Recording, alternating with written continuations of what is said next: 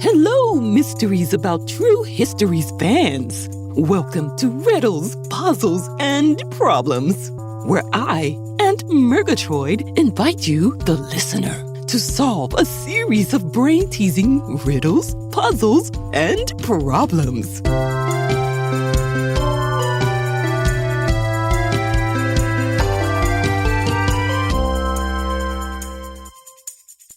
We begin with a riddle.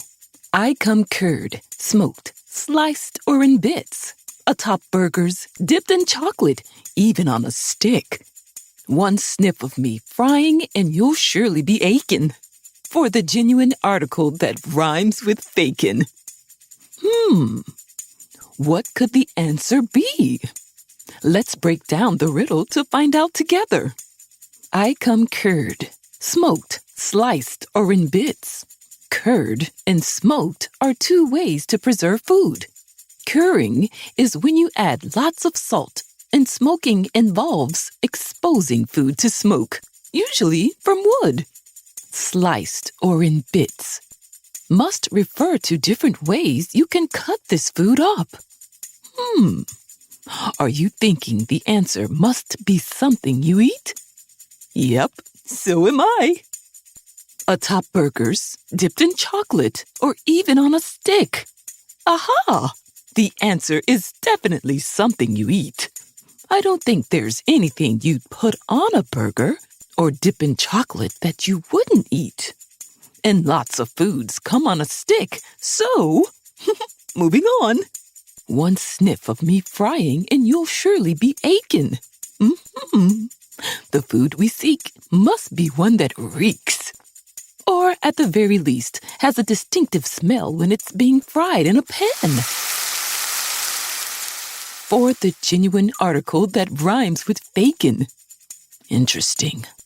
The genuine article is an expression meaning the real thing.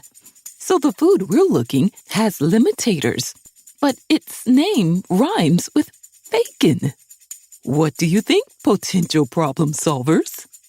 What food is salty or smoky, eaten on burgers, has a distinctive smell when cooked, and rhymes with bacon? Did you say bacon? Great job! But surprise, surprise, we're not helping meat or plant-based bacon. We're helping a person named Sir Francis Bacon, an English writer and philosopher. In the early 17th century, Francis Bacon laid the foundation for the modern scientific method. That's the idea that one can best understand nature through inductive reasoning, or making broad conclusions from observations and experiments. Since the scientific method seeks to find order in our world through observation, hypotheses or guesses, and experiments, naturally, the trolls would want to damage its foundation. That's where we come in, to stop them. Before Francis Bacon wrote books on the scientific method, he had a career in politics. But that ended when he fell out of favor with Queen Elizabeth I. And since England was a monarchy, not a democracy, she alone could stop him from becoming a successful politician. But get this, the trolls' sneaky plan was to go back and convince the queen that Bacon, the guy, not the food, would make a good politician. This way, he would never go on to write his super important work on the scientific method. They would do this at a secret meeting between the queen and a troll pretending to be a noble.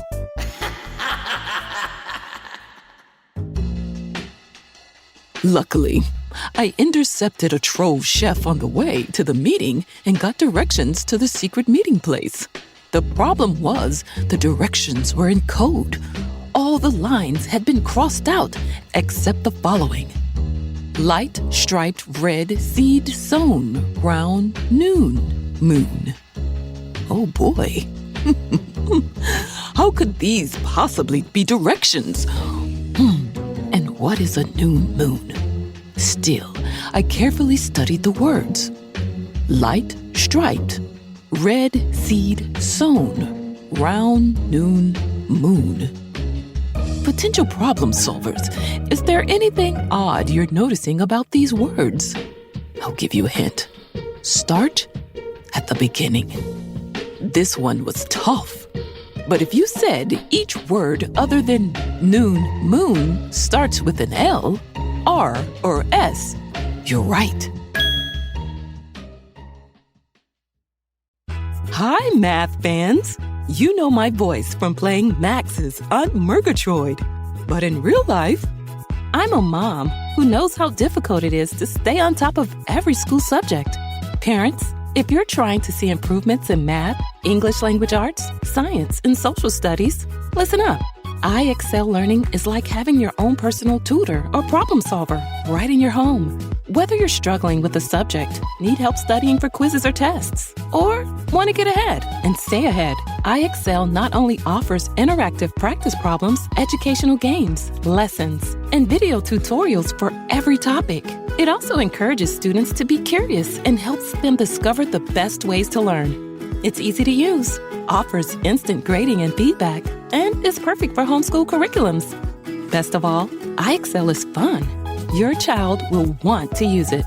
Make an impact on your child's learning and get iExcel now. And Mysteries About True Histories listeners can get an exclusive 20% off iExcel membership when they sign up today at iexcel.com/mysteries. Visit iexcel.com/mysteries to get the most effective learning program out there at the best price. But how could that relate to directions? Here's a hint. Hold up your hands. Does one hand start with L and the other with R? As in, left and right hands. Yep, I realized the L's stand for left, the R's for right, and the S's for straight. Light, striped, red, seed, sown, round, mint, left, straight, right, straight, straight, right. But what does noon, moon stand for? I figured I'd figure that out when I got there. I followed the directions, and lo and behold, I found myself in front of the 12 Moons pub. 12 o'clock is noon, plus moon. This had to be the secret meeting place. Posing as chef, I found the queen and the troll dressed as a noble waiting in a private room. The queen wouldn't start the meeting without her tea and cucumber sandwiches made to her exact specifications. The sandwiches each were to have 1 cucumber, 1 tablespoon of cream cheese, no crust, and be exactly 2 by 2 inches for an area of 4 square inches. If anything was off, the meeting would be instantly canceled. This was my chance to sabotage the meeting and set Bacon, the guy, not the food, on track to write his masterpiece on inductive reasoning. Of course, the noble troll would notice if I added an extra cucumber, another layer of cream cheese, or left the crust on. I would have to subtly change the area of the sandwiches to trick him. Too small, and the queen herself might not notice. Too big, and the noble would send them back. And of course, they would have to be square. Potential problem solvers, how much bigger would you make the sandwiches? I decided to add 0.2 inches per side to make the sandwiches 2.2 by 2.2 inches. What would that make the area? Well, to get the area of a square, you multiply the sides by each other. But 2.2 times 2.2 seems tricky. I know. We can pretend the decimal is invisible and instead multiply 22 by 22. Then write the decimal back in. 22 times 22 can be broken down into 22 times 20 plus 22 times 2. Let's start with the easy one, 22 times 2. Another way to write that is 22 plus 22, which equals 44. Now, on to the harder one, 22 times 20. Hold it. That looks awfully familiar to 22 times 2. Say, what trick can we use to quickly figure out 22 times 20? Add a 0 to the end of our first answer. 44 with a 0 on the end is 440. So, 22 times 20 equals 440.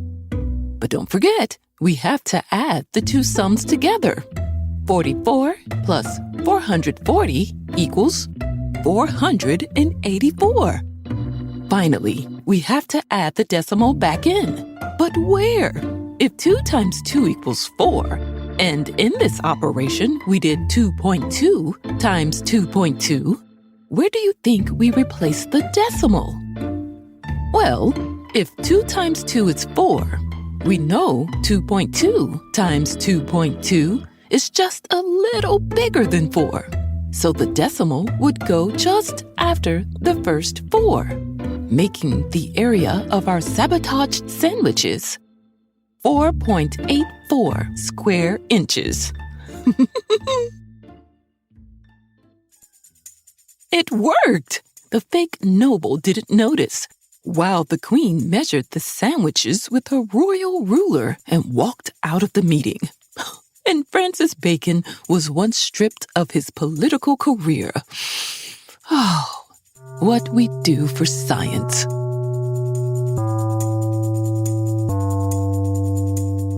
So, how'd you do, potential problem solvers? Don't worry if it was a challenge. It's supposed to be. Just go back and listen again and keep trying till you get it. And don't worry, there will be plenty more opportunities to prove you have what it takes to be a problem solver too. I'll be back next Tuesday with another episode of Riddles, Puzzles, and Problems. And be sure to join Max and Molly for another episode of Mysteries About True Histories every Thursday. See you soon.